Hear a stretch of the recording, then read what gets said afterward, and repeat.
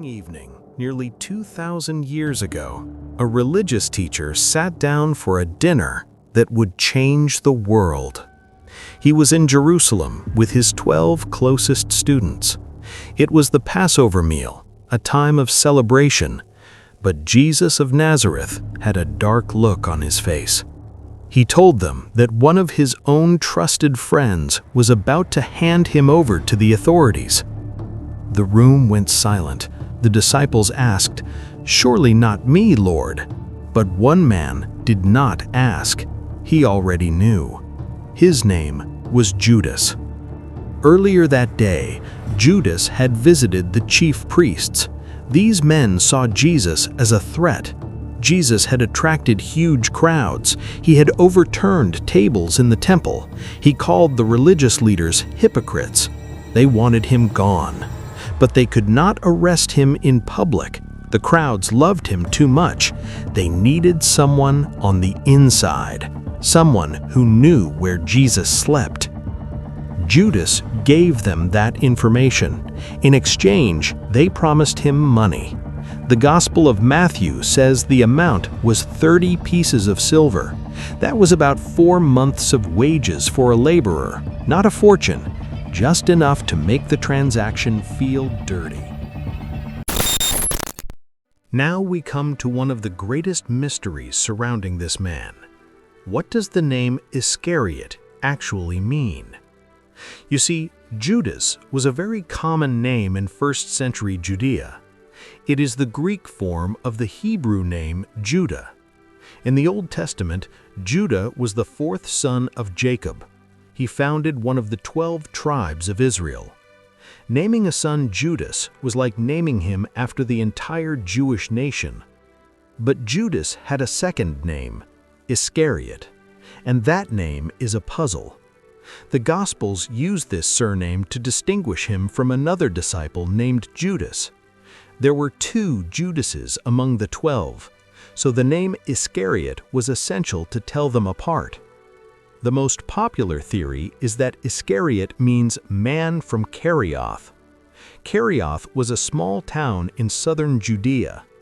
If this is true, then Judas was the only disciple who was not from Galilee. Jesus and the other 11 all came from Galilee. Judas came from the south. He was the outsider, the stranger in the group. Think about what that means. Imagine being the only person from a different region, sitting with 11 close friends who all grew up together. You might feel isolated. You might never quite belong. That feeling could have played a role in what happened later. But this theory is not accepted by everyone. The late biblical scholar Geza Vermes offered a different idea. He suggested that Iscariot comes from the Aramaic word Curia, which simply means town. It might have been a reference to Jerusalem itself. In this view, Judas was called Judas of the town. Then there is a third theory, and this one is much more exciting. Some scholars believe Iscariot comes from the Latin word Sicarius. That means dagger wielder or assassin. The Sicarii were a radical Jewish revolutionary group. They hid small daggers under their cloaks. The Sicarii would mingle with crowds in Jerusalem. They would get close to Jewish elites who worked with Rome. Then they would pull out their daggers, strike, and disappear. They were terrorists by modern definition. They believed violence was the only way to drive the Romans out. If Iscariot really means Sicarius, then Judas was not just a follower of Jesus. He was a revolutionary, a freedom fighter, a man who had likely killed before. And that changes everything about how we understand his betrayal. Imagine a man like that meeting Jesus, a man who believed in swords and violence, and then he hears Jesus say, "Love your enemies, pray for those who hurt you. If someone slaps you, turn the other cheek." For a Sicarius, those words would have been shocking, frustrating, even infuriating. Judas may have followed Jesus because he thought Jesus would lead a military rebellion. Many Jews believed the Messiah would be a warrior king like David. He would crush the Romans. But Jesus did not do that. He talked about peace. He washed feet. He refused to fight. For 3 years, Judas watched and waited, and maybe his patience ran out. Some scholars argue that Judas betrayed Jesus to force his hand. If the Romans arrested Jesus, Jesus would have to reveal his power. He would have to fight. He would have to become the warrior king.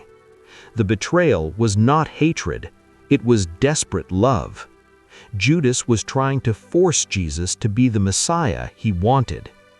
Of course, it did not work. Jesus did not fight. He surrendered. And Judas was left standing in a garden, watching his teacher in chains, realizing he had made a terrible mistake. There's also a fourth theory.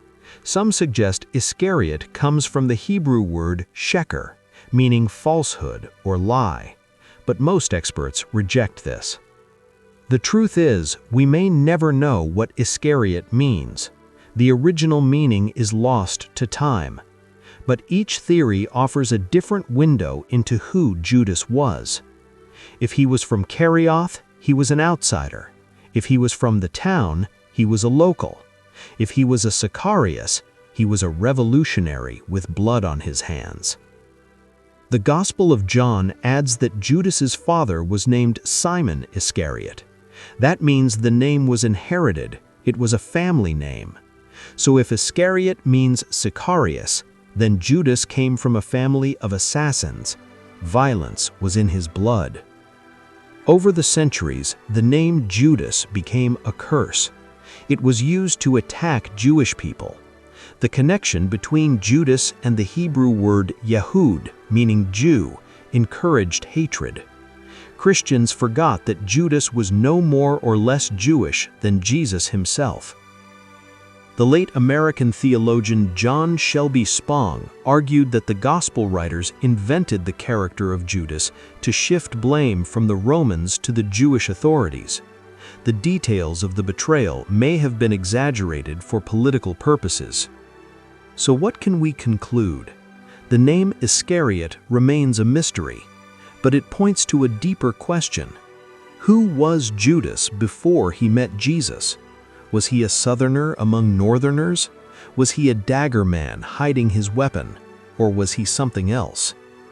In the next part, we will look at the 4 Gospels and how each paint a completely different picture of Judas. Some show him as a greedy thief, others show him as a possessed puppet. But for now, remember this: a name is never just a name. It carries history, it carries identity. And the name Iscariot carries a mystery that may never be solved. Now we come to one of the most fascinating aspects of this story. The 4 Gospels do not agree on who Judas was or why he did what he did. The Gospels of Matthew, Mark, Luke, and John are the only books in the Bible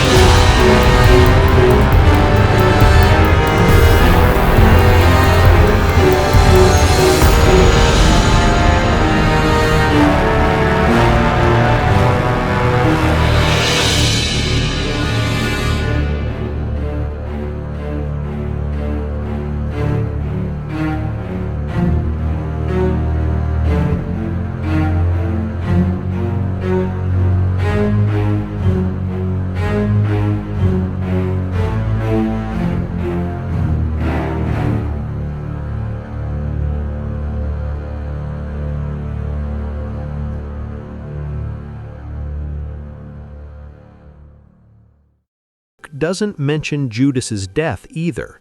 That story appears in the Book of Acts, which was written by the same author as Luke. In Acts, Judas buys a field with the money, falls headlong, and his body bursts open. It's a gruesome and humiliating death. Finally, we have the Gospel of John. John was written last, around the year 100. That's nearly 70 years after Jesus died. By this time, the Christian movement was separating from Judaism, and John's Gospel reflects this tension. John gives us the harshest portrait of Judas. He is not just a traitor, he is a greedy thief. John writes that Judas was the group's treasurer. He carried the money bag. But instead of helping the poor, Judas used to steal from the bag for himself. In John's Gospel, Jesus knows from the very beginning that Judas will betray him. At the Last Supper, Jesus gives Judas a piece of bread and tells him, "What you are about to do, do quickly." The other disciples think Jesus is telling Judas to buy supplies for the festival, but John makes it clear that Jesus is orchestrating his own betrayal. John also doesn't include the kiss. In his version, Judas simply stands with the soldiers. Jesus steps forward and asks, "Who are you looking for?" When they say Jesus of Nazareth, he says, "I am he," and the soldiers fall backwards. Judas doesn't need to kill.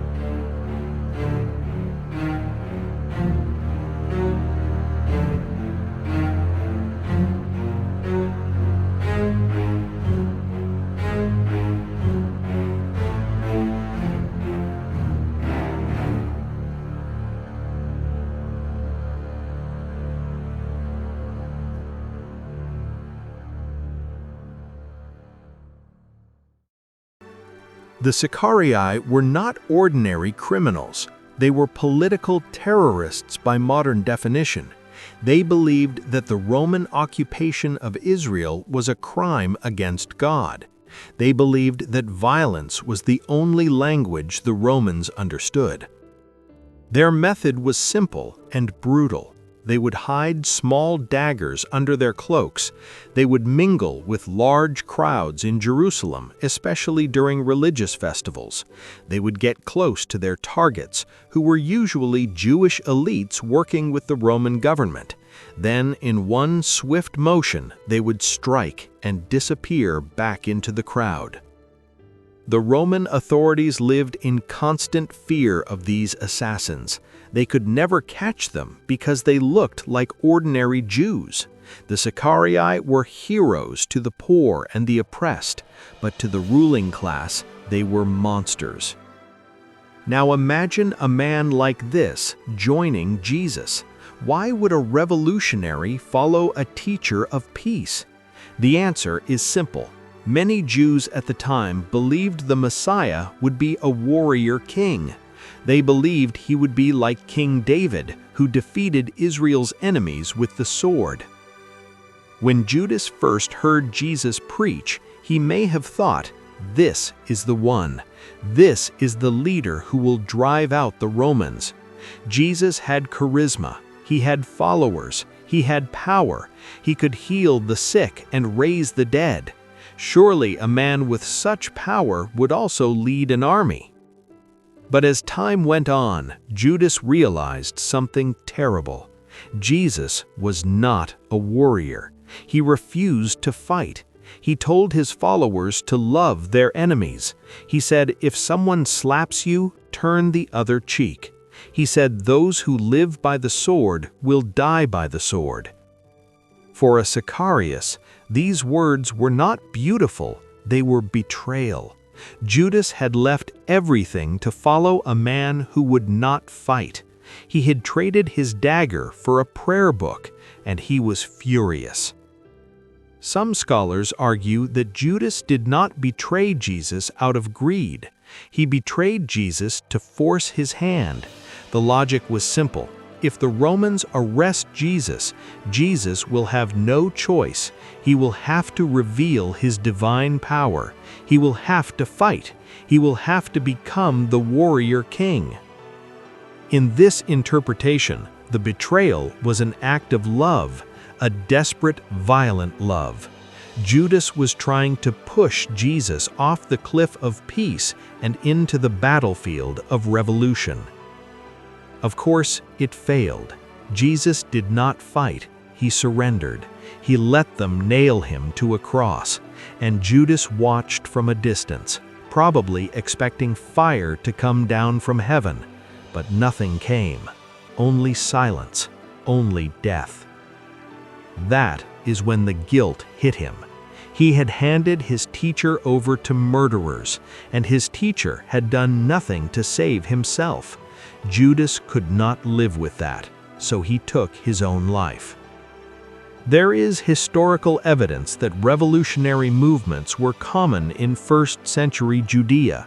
Around 6 AD, a man named Judas the Galilean led an armed uprising against the Romans. He was killed, but his sons continued the fight.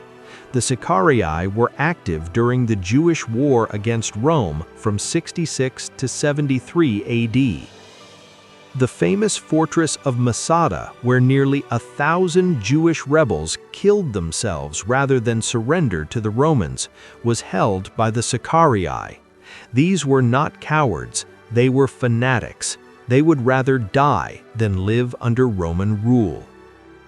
If Judas was connected to this movement, it explains everything: his frustration with Jesus, his decision to betray, his violent death. He was a man caught between two worlds, the world of peace that Jesus preached and the world of violence that he knew. The late biblical scholar Chaim Maccabee supported this theory. He argued that the Gospel writers deliberately hid Judas's revolutionary past. They wanted to turn him into a villain to distract from the fact that many early Christians were also revolutionaries. Other scholars disagree. They say there is no direct evidence that Judas was a Sicarii. The name Iscariot could simply mean man from Kerioth. But even if the theory is not proven, it changes how we see Judas. Instead of a sneaky thief counting silver coins, we see a broken revolutionary, a man who wanted to save his nation, a man who followed the wrong Messiah, a man who made a terrible mistake and could never forgive himself. In the next part, we will look at the Gospel of Judas, an ancient text that was buried in the Egyptian desert for 1,600 years, a text that claims Judas was not a traitor, but the most faithful disciple of all.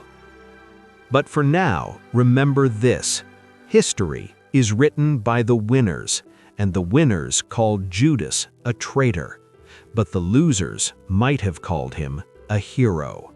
Now we come to the most shocking discovery in modern biblical history. A text that was buried in the Egyptian desert for nearly 1,600 years. A text that turns the story of Judas completely upside down.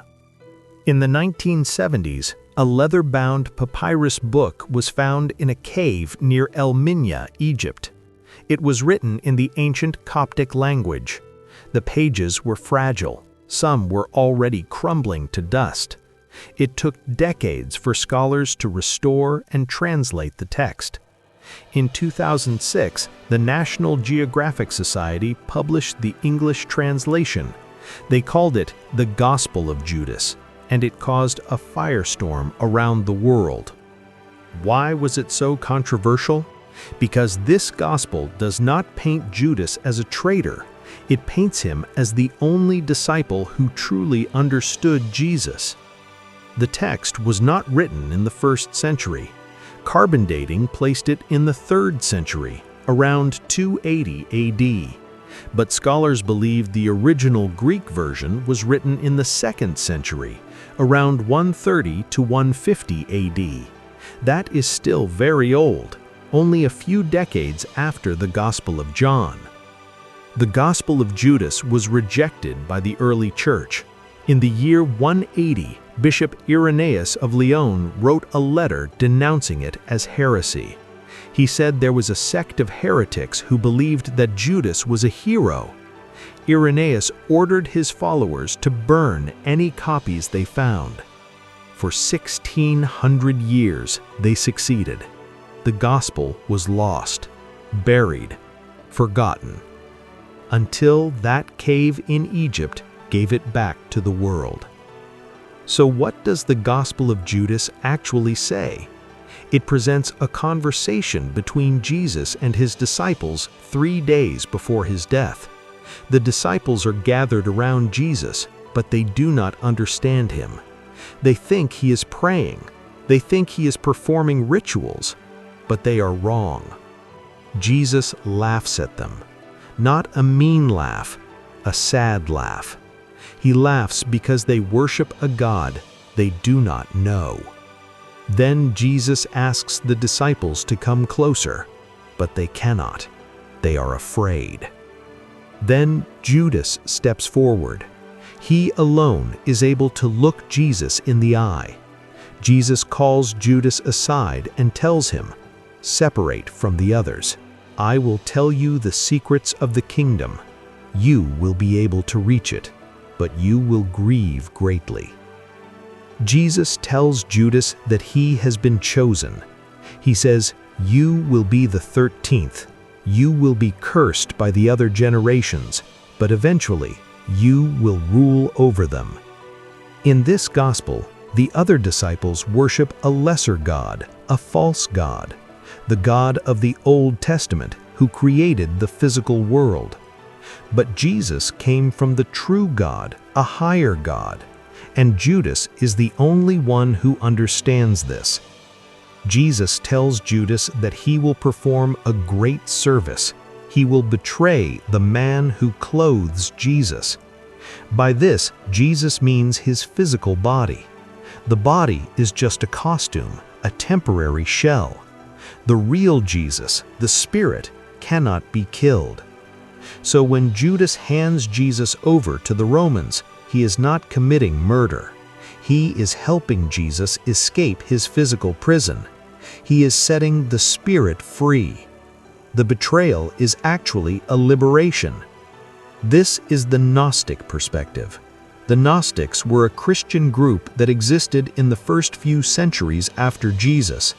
The word Gnostic comes from the Greek word gnosis, which means knowledge. Gnostics believed that salvation came not from faith or good works, but from secret knowledge. Knowledge of who you really are and where you come from. In this worldview, Judas is the greatest disciple because he helped Jesus complete his mission. He helped the Spirit escape the body. Without Judas, Jesus would have grown old and died a normal death. The world would never have been saved. The Gospel of Judas ends with Judas receiving money from the priests, but the text is damaged at this point. Many pages are missing. We do not know how the original story concluded. Critics of the Gospel say it is not historical. They say it was written by a small fringe group that had nothing to do with the real Jesus. The late scholar Bert Ehrman argues that the Gospel of Judas is a fiction, not history. But other scholars disagree. They say that even if the Gospel is not historically accurate, it proves that early Christians had many different opinions about Judas. Some hated him, some pitied him, and some, like the Gnostics, actually admired him. In 2007, Pope Benedict XVI published a book rejecting the Gospel of Judas. He called it a failed work of speculation, but he also acknowledged that Judas showed remorse. The Pope said Judas was condemned not because he betrayed Jesus, but because he despaired and killed himself. He gave up on God's mercy. The Gospel of Judas remains a mystery.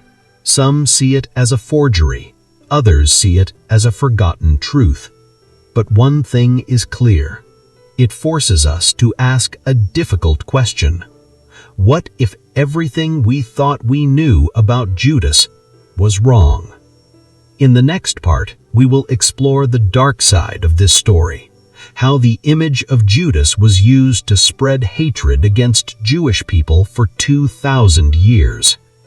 But for now, remember this. In the sands of Egypt, a forgotten gospel whispered a secret. Judas was not a monster. He was a hero. And that whisper is still echoing today. We now travel to the medieval period, a time when the story of Judas left the Bible and entered the imagination of artists and poets. For most of history, ordinary people could not read the Bible. They learned stories from paintings and statues, and the images of Judas they saw were terrifying. Let us start with Dante Alighieri. He was an Italian poet who lived around the year 1300. He wrote the Divine Comedy. It is a journey through hell. In the lowest circle of hell, Dante places Judas. Dante divides hell into 9 circles. The 9th circle is at the bottom. It is for traitors. The devil himself is frozen in ice. He has 3 heads. Each mouth chews on a sinner. In the left mouth is Brutus. In the right mouth is Cassius. They betrayed Julius Caesar. But in the center mouth, the worst one, is Judas Iscariot. Dante writes that Judas suffers the most. His head is inside Satan's mouth. His legs kick outside. He is chewed alive forever. Think about that. Dante could have chosen any traitor. He chose Judas. For Dante, betraying your master was the worst sin. Now let us look at medieval art. Churches across Europe had carvings of Judas.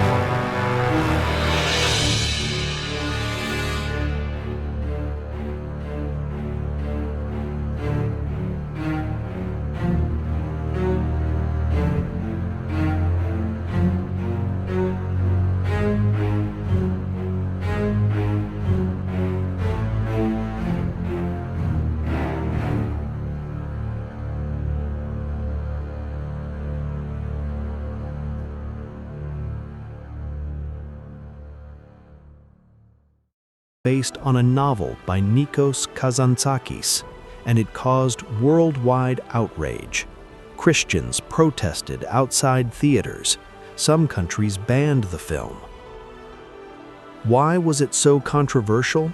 Because in this film, Jesus is afraid. He doubts his mission. He does not want to die. And Judas is his closest friend, the only one who truly understands him. In one powerful scene, Jesus begs Judas to betray him. Judas refuses. He says, "I cannot do that to you. You are my teacher, my brother."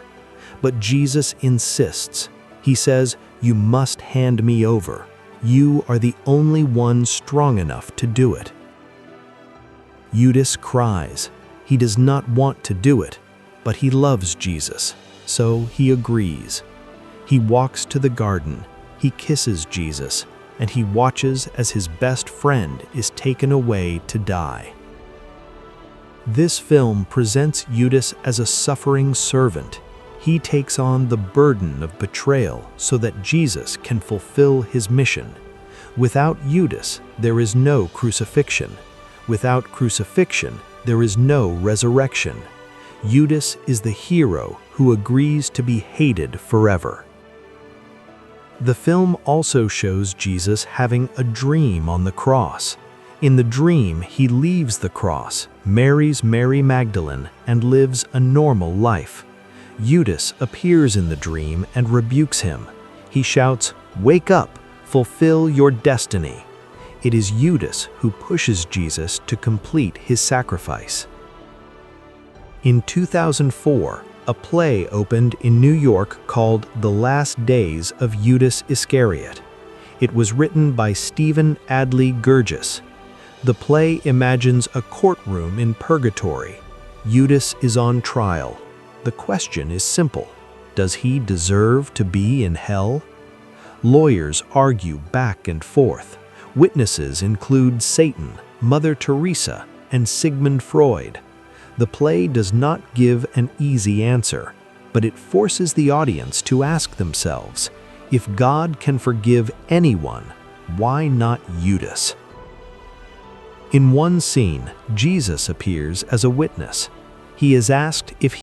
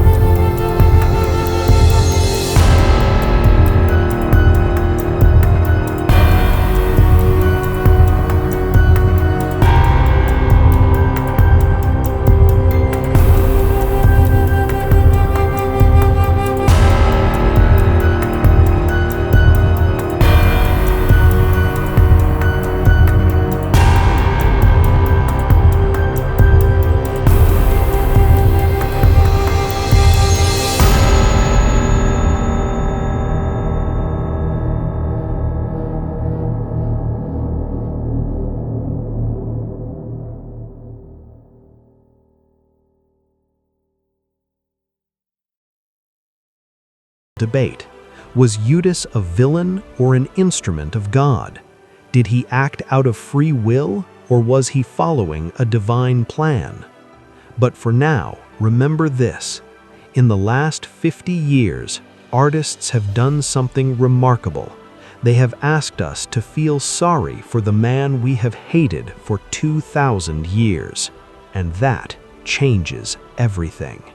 Now we have reached the end of our journey. We have looked at the Last Supper, the meaning of the name Iscariot, the four Gospels and their different versions, the revolutionary theory, the Gospel of Judas, the dark history of Antisemitism, medieval art and Dante, modern films and musicals, and the deep theological debate. After all of this evidence, what is the final verdict on Judas Iscariot? Let us start with what we know for certain. Judas was a real person. He was one of the 12 disciples of Jesus. He handed Jesus over to the authorities, and he died soon after, probably by suicide. Beyond that, everything is interpretation. The Gospels give us 4 different portraits. Mark gives us a cold betrayer with no motive. Matthew gives us a remorseful man who kills himself. Luke gives us a man possessed by Satan. John gives us a greedy thief. Which one is true? Most historians believe that the earliest account, Mark, is closest to what actually happened. But Mark tells us almost nothing. He does not explain why Judas did it. That silence has allowed 2,000 years of speculation. The revolutionary theory is compelling. If Judas was a Sicarius, a dagger man, then his betrayal makes sense as an act of political frustration. He wanted a warrior Messiah. He got a suffering servant. He tried to force Jesus to fight. It failed. He killed himself out of guilt. The Gospel of Judas offers a completely different view. In that text, Judas is a hero, the only disciple who understood Jesus. He helped Jesus escape his physical body. He agreed to be cursed so that humanity could be saved. Most scholars reject this gospel as a Gnostic fantasy, but it proves that early Christians had many different opinions about Judas. The theological debate is even harder. If God is all-powerful, then Judas was an instrument. He had no choice. But if humans have free will, then Judas chose evil. Christians have argued about this for 2,000 years. There is no consensus. One thing is clear: the image of Judas has caused enormous harm. For centuries, he was portrayed as the greedy Jew with red hair and a hooked nose. That image was used to justify antisemitism. It led to pogroms. It led to ghettos. It led to the Holocaust. The British Jewish scholar Chaim Maccabee argued that the story of Judas is directly connected to the gas chambers of Auschwitz. That is a heavy accusation, but it is not without evidence. So what do we do with Judas today? Do we continue to curse his name? Do we use his story to teach children about the dangers of greed? Or do we try to understand him as a human being? Many modern scholars choose understanding. They see Judas as a tragic figure, a man who loved Jesus but could not accept